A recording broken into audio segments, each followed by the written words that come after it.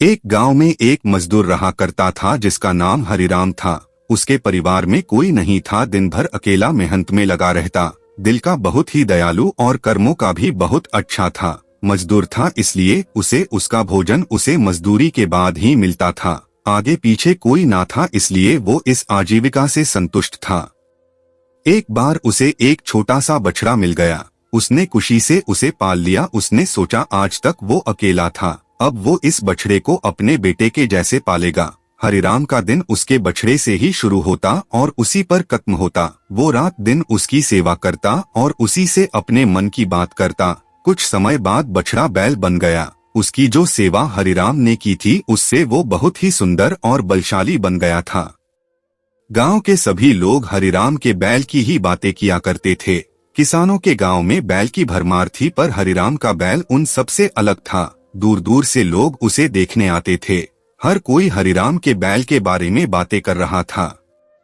हरिराम भी अपने बैल से एक बेटे की तरह ही प्यार करता था। भले खुद भूखा सो जाए लेकिन उसे हमेशा भरपेट खिलाता था। एक दिन हरिराम के स्वप्न में शिव का नंदी बैल आया। उसने उससे कहा कि हरिराम, तुम एक निस्वार्थ सेवक हो। तुमने खुद की तकलीफ को छोड़कर अपने बैल की सेवा की है, इसलिए मैं तुम्हारे बैल को बोलने की शक्ति दे रहा हूँ। इतना सुनते ही हरिराम जाग गया और अपने बैल के पास गया।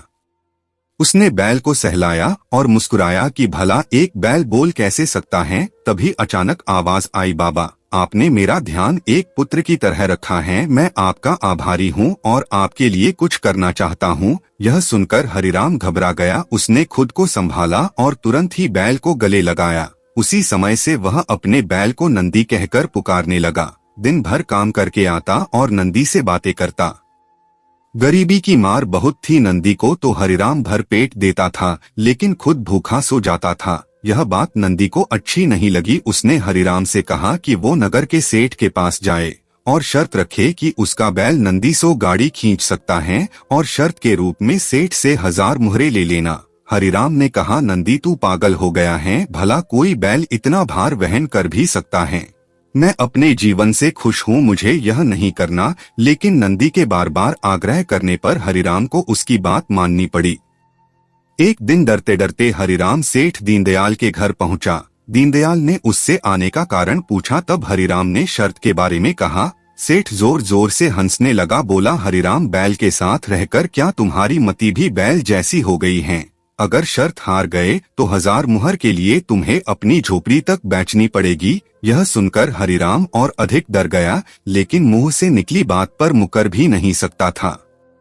शर्त का दिन तय किया गया और सेठ दीनदयाल ने पूरे गांव में ढोल पिटवाकर इस प्रतियोगिता के बारे गांव वालों को खबर दी और सभी को यह अद्भुत नजारा देखने बुलाया। सभी खबर सुनने के बाद हरिराम का मजाक उड़ाने लगे और कहने लगे कि यह शर्त तो हरिराम ही हारेगा। यह सब सुनकर हरिराम को और अधिक डर लगने लगा और उससे नंदी से घृणा होने लगी। वो उसे कोसने लगा, बार बार उसे दोष देता और कहता कि कहा मैंने इस बैल को पाल लिया, मेरी अच्छी भली कट रही थी, इसके कारण सर की छत से भी जाऊंगा और लोगों की थू थू होगी, वो अलग। अब हरिराम को नंदी बिल्कुल भी रास नहीं आ रहा था। वह दिन आ गया जिस दिन प्रतियोगिता होनी थी। 100 माल से भरी गाड़ियों के आगे नंदी को जोता गया और गाड़ी पर खुद हरिराम बैठा। सभी गांव वाले यह नजारा देख हंस रहे थे और हरिराम को बुरा भला कह रहे थे। हरिराम ने नंदी से कहा, देख, तेरे कारण मुझे कितना सुनना पड़ रहा है। मैंने तुझे बेटे जैसे पाला था और तूने मुझे सड़क पर लाने का काम किया। हरिराम के ऐसे घृणित शब्दों के कारण नंदी को गुस्सा आ गया और उसने ठान ली कि वो एक कदम भी आगे नहीं बढ़ाएगा और इस तरह हरिराम शर्त हार गया। सभी ने उसका मजाक उड़ाया और उसे अपनी झोपड़ी सेठ को देनी पड़ी। अब हरिराम नंदी के साथ मंदिर के बाहर पड़ा हुआ था और नंदी के सामने रो रो कर उसे कोस रहा था। उसकी बातें सुन नंदी को सहा नहीं गया और उसने कहा, बाबा हरिराम, यह सब तुम्हारे कारण हुआ। यह सुन हरिराम चौंक गया। उसने गुस्से में पूछा कि क्या किया मैंने? तुमने भांग खा रखी है क्या? तब नंदी ने कहा कि तुम्हारे प्रेम के बोल के कारण ही भगवान ने मुझे बोलने की शक्ति दी और मैंने तुम्हारे लिए यह सब करने की सोची, लेकिन तुम उल्टा मुझे ही कोसने लगे और मुझे बुरा भला कहने लगे।